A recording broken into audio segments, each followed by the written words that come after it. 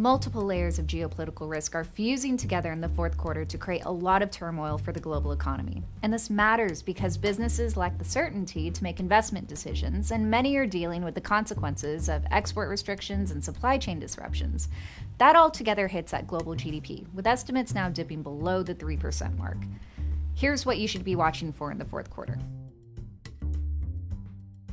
With a massive attack on a Saudi energy choke point and the threat of future attacks, Iran has demonstrated the ability to hold the global economy hostage. Iran has also exposed the White House's extreme reticence to go to war and just how vulnerable Saudi Arabia and other Gulf states are to its attacks. So the US and its Gulf allies will try at first to exhaust non-military options in trying to deal with Iran, but it won't take care of their massive deterrence dilemma. Iran has already absorbed and accepted the cost of a limited clash, but is also reasonably confident that even a sharp escalation will result quickly in a negotiation toward de-escalation, where Iran can barter sanctions relief in return for calming tensions in the Persian Gulf and a gradual return to nuclear compliance. So lots of drama is to be expected in the second half of October as British Prime Minister Boris Johnson pushes the UK to the brink of a no-deal Brexit. Now, we don't think it will actually come to that. Johnson's Brexit brinksmanship has the potential to produce a last-minute compromise on the Irish backstop, but more likely, we'll see Johnson's resignation or a no-confidence motion that then leads to a Brexit extension and early elections. Even then, the Brexit uncertainty doesn't end there, as parties like Labour could still get punished in the polls for lacking a clear direction on Brexit policy.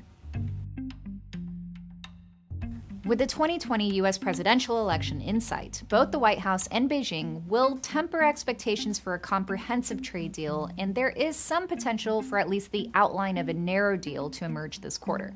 That could take on several variations, but would likely include at minimum Chinese agricultural purchases in return for some easing of Huawei export restrictions. And even with a narrow deal, a heavy amount of tariffs will still weigh on the global economy. And if the talks hit another impasse over a number of remaining sticking points, we could see the White House follow through with existing trade threats scheduled for October and December. After all, those trade threats are what grab the Fed's attention when it comes to lowering interest rates.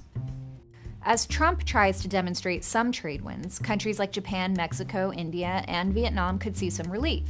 The big exception is the EU, which faces the very real threat of auto tariffs from the US at a time when the German economy is already at risk of recession.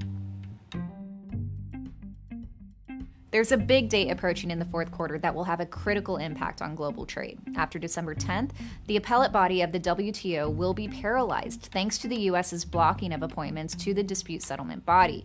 This is part of a bigger US challenge to multilateral organizations that it deems unfit to deal with big trade challenges like China.